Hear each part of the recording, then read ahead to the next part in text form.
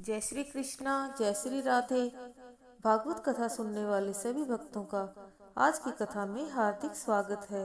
भगवान विष्णु और माँ लक्ष्मी की कृपा सदैव ही आप सभी पर और आपके समस्त परिवारजनों पर बनी रहे। तो आइए सुनते हैं आज की कथा। श्री सुखदेव जी कहते हैं, हे परीक्षित, एक दिन श्याम सुंदर श्री कृष्ण ग्वाल बालों के साथ खेल रहे थे। ग्वाल बालों ने आकर माँ यशोदा जी से कहा, अरे मेहर, तेरे कन्हैया ने माटी खाई है। यशोदा मैया ने डांट कर कहा, क्यों रे कन्हैया, तुमने अकेले में छुपकर माटी क्यों खाई? भगवान श्री कृष्ण ने कहा, मैया, मैंने मिट्टी नहीं खाई, ये सब झूठ बोल रहे हैं। यदि तुम्हें विश्वास नहीं है तो मेरा मुंह देख लो। माता के कहने से भगवान ने अपना मुंह खोल दिया। श्री यशोदा जी ने देखा कि उनके मुंह में चर अचर संपूर्ण जगत विद्यमान है। वे सोचने लगी कि यह कोई स्वप्न है या भगवान की माया। जब यशोदा जी अपने पुत्र श्री कृष्ण का तत्व समझ गई, तब प्रभु ने अपनी पुत्र स्नेहमयी वैष्णवी योग माया का उनके हृदय में संचार कर दिया।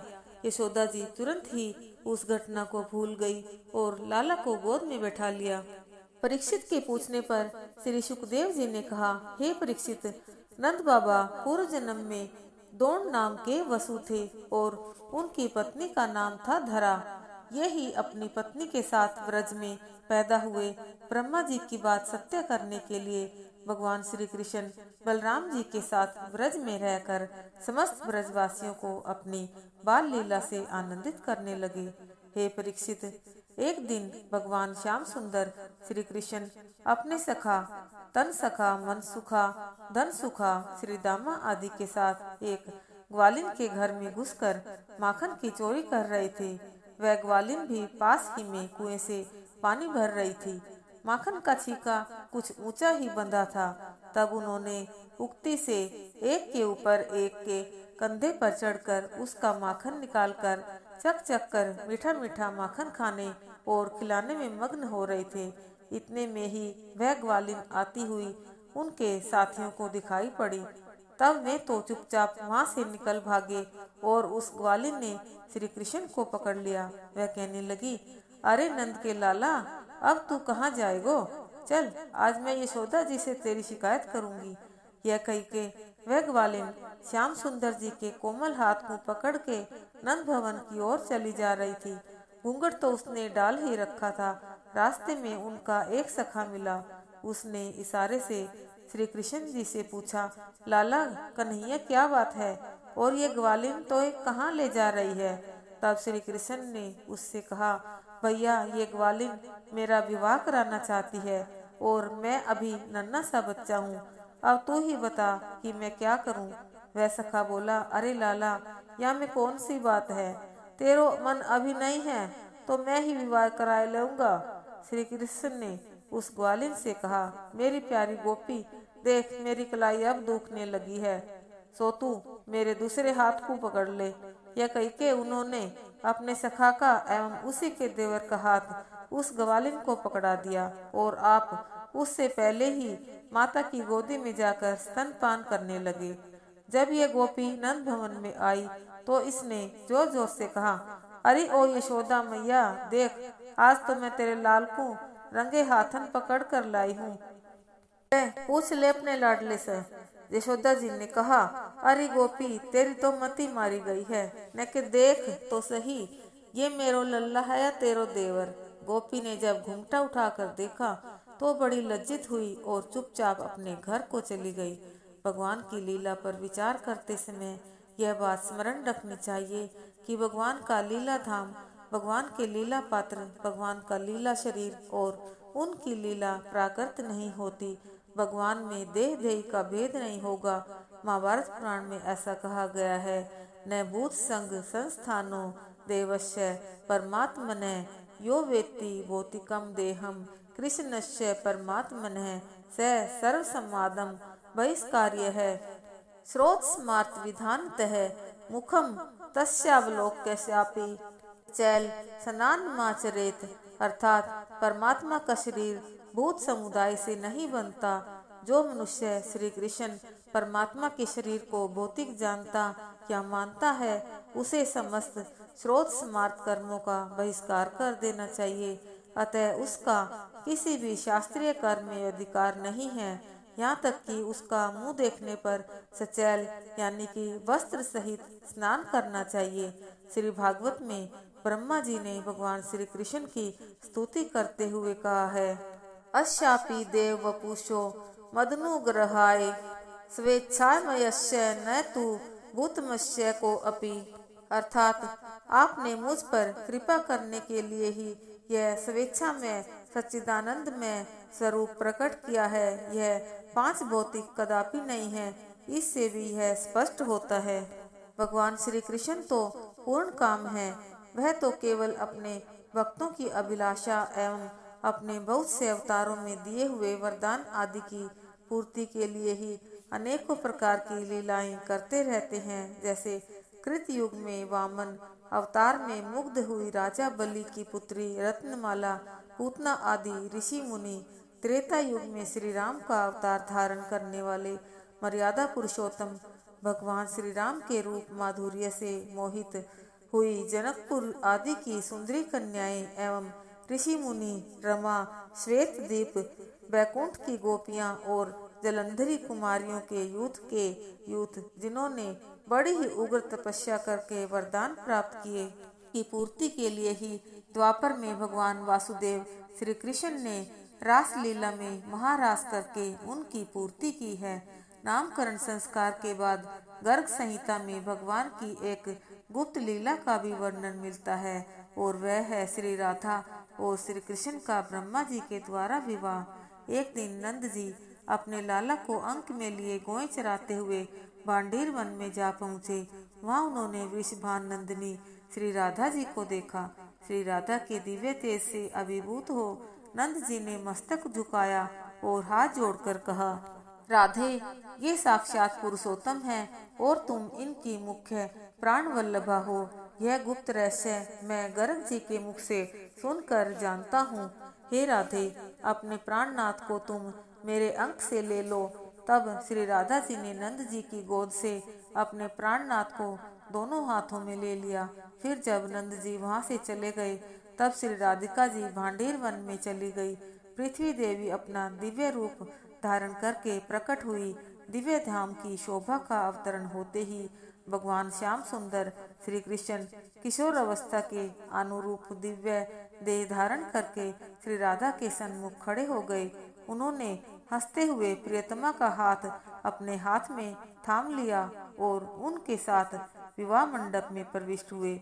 उसी समय ब्रह्मा जी आकाश से उतरकर वहां आए और भगवान की स्तुति करके ब्रह्मा जी ने अग्निकुंड की अग्नि प्रज्वलित की और उन दोनों प्रिय प्रियतम के वैदिक विधान से पानी ग्रहण की विधि पूरी की। श्री भगवान ने ब्रह्मा जी को दक्षिणा के रूप में अपने युगल चरणों की भक्ति प्रदान की। तदनंतर भांडीर वन में श्री कृष्ण ने अपने हाथों से प्रिया का मनोहर श्रृंगार किया। इसके बाद जब श्री राधा जी भी श्री हरि को श्रृंगार धारण कराने को उद्यत हुई, उसी समय श्री कृष्ण अपने किशोर रूप को त्याग कर छोटे से बालक बन गए। जब श्री राधा जी विलाप करने लगी तो सहसा आकाशवाणी ने कहा, राधे, इस समय सोच मत करो, तुम्हारा मनोरथ कुछ काल के पश्चात पूर्ण होगा। यह सुनकर श्री राधा जी शिशु रूपधारी श्री कृष्ण को लेकर तुरंत ही यशोदा जी के घर गई और उनके हाथ में बालक को देकर बोली, आपके पति देव ने मार्ग में इस बालक को मुझे दे दिया था। श्री राधा जी को शाप मिला। श्री राधा जी के शाप से श्री राधा जी का भूतल पर श्री कृष्ण से 100 वर्ष तक वियोग, भगवान का वियोग काल में प्रति मास एक बार दर्शन देने का वचन। श्री सुखदेव जी कहते हैं, हे परीक्षित, एक समय कार्तिक मास में अपने जीवन प्राण आधार से मिलन की कामना को लेकर श्री कात्यायनी देवी का एक माह का अनुष्ठान करने का संकल्प लेकर ये गोपियां सुबह ही तारागण की छांव में कालिंदी श्री यमुना जी में अपने सभी वस्त्रों को उतारकर नग्न अवस्था में स्नान करती थी। ये नहीं जानती थी कि नग्न अवस्था में स्नान करने से व्रत खंडित हो जाता है, परंतु जिनके लिए इन्होंने जो व्रत करने का नियम लिया था वह सब कुछ जानने में समर्थ हैं। इसलिए उनके वस्त्रों का हरण करके श्याम सुंदर श्री कृष्ण पास ही एक कदम के वृक्ष पर चढ़ गए और मधुर मधुर मुरली की धुन छेड़ने लगे। गोपियों ने देखा कि उनके वस्त्र तो यमुना के तट पर न होकर कदम के वृक्ष पर लटके हैं और श्री कृष्ण वहां विराजे हैं। तब लज्जा के वशीभूत उन गोपियों ने भगवान श्री कृष्ण की बहुत ही विनती की। श्री कृष्ण ने कहा, अरे गोपियों, तुम नदी से बाहर आकर अपने वस्त्र ले जाओ।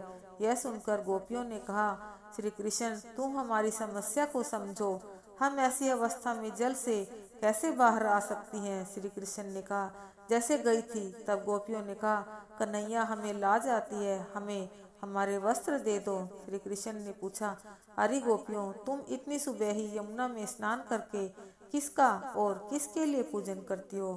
तब कुछ सहमी सी लजाती हुई गोपियों ने कहा, हे श्याम सुंदर श्री कृष्ण, हम अपने प्राणनाथ की प्राप्ति के लिए ही दामोदर मास में कात्यायनी देवी का पूजन करती हैं। श्री कृष्ण ने कहा, गोपियों, तुम्हें यह मालूम नहीं कि जल में वरुण देव के गण रहते हैं और इस तरह नग्न अवस्था में स्नान करने से व्रत खंडित हो जाता है। यह सुनकर गोपियों ने कहा, कन्हैया, हम ठहरी गांव की गंवारी, हम यह सब नहीं जानती। अब कभी भी ऐसी भूल नहीं होगी। अब तो हमारे वस्त्र हमें दे दो। तब भगवान श्री कृष्ण ने उनको वस्त्र दे दिए। भगवान सदा ही अपने भक्तों पर अनुग्रह करने के लिए ही तरह तरह की लीला किया करते हैं। पद्म पुराण के पाताल खंड में ऐसा लिखा है, एक उग्रताप नाम के ऋषि थे। उन्होंने रासोन्मत्त श्री नवल किशोर जी की 100 कल्पों तक घोर तपस्या के पश्चात भगवान श्री हरि ने प्रसन्न होकर उन्हें यह वर दिया कि तुम्हारी यह कामना कृष्ण अवतार में पूरी होगी। तब ये गोकुल में सुनंद नाम के गोप की कन्या सुनंदा हुए थे। एक सत्यपा नाम के ऋषि थे। वे केवल सूखे पत्ते खाकर ही श्री किशोरी जी का हाथ पकड़े नाचते हुए भगवान श्री हरि का ध्यान करते थे। वह 10 कल्प की तपस्या के बाद गोकुल में सुभद्र नाम के गोप की कन्या सुभद्रा हुए। हरिधाम नाम के ऋषि, जाबाली नाम के ब्रह्म ज्ञानी और स्वयं ब्रह्म विद्या ने भी श्री हरि के युगल चरणों का स्मरण करके भगवान श्री कृष्ण के चरणों की दासी के रूप में शरीर ग्रहण किए थे। इनके अतिरिक्त बहुत सी देवांगनाएं श्रुति आदि ने भी ब्रज की भूमि में गोपियों का रूप धारण किया था। भला विचारिए तो सही, जिन ऋषि मुनियों ने कल्प कल्पांतरों में भगवान श्याम सुंदर श्री कृष्ण की रास क्रीड़ा का आनंद प्राप्त करने के लिए ही इस ब्रज की भूमि में जन्म लिया था, उनका यशोदा जी से श्री कृष्ण की शिकायत तो एकमात्र बहाना ही था। संत श्री सूरदास जी ने लिखा है, मैया री मोहि माखन भावे, जो मेवा पकवान कहती तू मोहि नहीं रुचि आवे। ब्रज युवती एक पाछे ठाड़ी, सुनत श्याम की बात, मन मन कहती कबहू अपने घर, देखो माखन खात, बैठे जाए मथनिया के ढिंग, मैं तब रहो छिपानी। सूरदास प्रभु अंतर जामी, ग्वालिन मन की जानी, गए श्याम तिहि ग्वालिन के घर, फूली फिरती ग्वालिन मन मेरी, पूछती सखी परस्पर बातें, पायो परो कछु कहू तेरी, पुलकित रोम रोम गद गद मुख बानी, कहत न आवे, ऐसो कहा आही सो सखीरी, हमको क्यों न सुनावे। तन न्याराज्य एक हमारो, हम तुम एके रूप, सूरदास कहे ग्वालिन सखी सो, देखो रूप अनूप। इन सभी गोपियों की ऐसी ही दशा थी। मृत भक्षण के हेतु भगवान श्री कृष्ण ने सोचा कि मुझ में तो केवल सत्व गुण की प्रधानता है और आगे चलकर मुझे बहुत से रजोगुणी खेल खेलने हैं, इसलिए थोड़ा सा रज संग्रह कर लूं। संस्कृत साहित्य में पृथ्वी का एक नाम क्षमा भी है। भगवान श्री कृष्ण ने देखा कि ग्वाल बाल मेरे साथ खुलकर खेलते हैं और कभी कभी अपमान भी कर बैठते हैं, इसलिए उनके साथ क्षमा धारण करके क्रीड़ा करनी चाहिए, जिससे कोई विघ्न आदि न पड़े। ब्रज की रज का सभी अवतारियों ने सेवन किया है। यज्ञ अवतार में भगवान वराह ने रज का आश्रय लेकर ही दैत्य हिरणाक्ष का उद्धार किया था। रामावतार में भगवान श्री राम ने भी रज का सेवन करके कामी रावण का उद्धार किया और कृष्ण अवतार में तो स्वयं भगवान श्री कृष्ण ने अपने श्रीमुख से ही वर्णन किया है। मुक्ति कहे गोपाल सो मेरी मुक्ति बताए, ब्रज रज उड़ मस्तक लगे तो मुक्ति मुक्त है जाए। इसलिए ब्रज की रज का बड़ा ही महत्व है। इसके लिए बड़े बड़े देवता ऋषि मुनि आदि भी ललायित रहते हैं। बोले विष्णु भगवान की जय, बोले कृष्ण चंद्र भगवान की जय, बोले श्रीमद् भागवत महापुराण की जय, बोले सुखदेव जी महाराज की जय। आइए अब करते हैं भागवत जी की आरती। श्री भागवत भगवान की है आरती, पापियों को पाप से है तारती। श्री भागवत भगवान की है आरती, पापियों को पाप से है तारती। ये अमर ग्रंथ ये मुक्ति पंथ ये पंचम वेद निराला, नव ज्योति जलाने वाला। हरि नाम यही हरि धाम यही, यही जग मंगल की आरती। पापियों को पाप से है तारती। श्री भागवत भगवान की है आरती, पापियों को पाप से है तारती। ये शांति गीत पावन पुनीत, पापों को मिटाने वाला, हरि दर्श दिखाने वाला। यह सुख करनी यह दुख हरनी, श्री मधुसूदन की आरती। पापियों को पाप से है तारती। श्री भागवत भगवान की है आरती, पापियों को पाप से है तारती। ये मधुर बोल जग फंद खोल, सन्मार्ग दिखाने वाला, बिगड़ी को बनाने वाला। श्री राम यही घनश्याम यही, यही प्रभु की महिमा की आरती। पापियों को पाप से है तारती। श्री भागवत भगवान की है आरती, पापियों को पाप से है तारती। पापियों को पाप से है तारती। जय जय श्री राधे, जय जय श्री राधे, जय जय श्री राधे श्याम।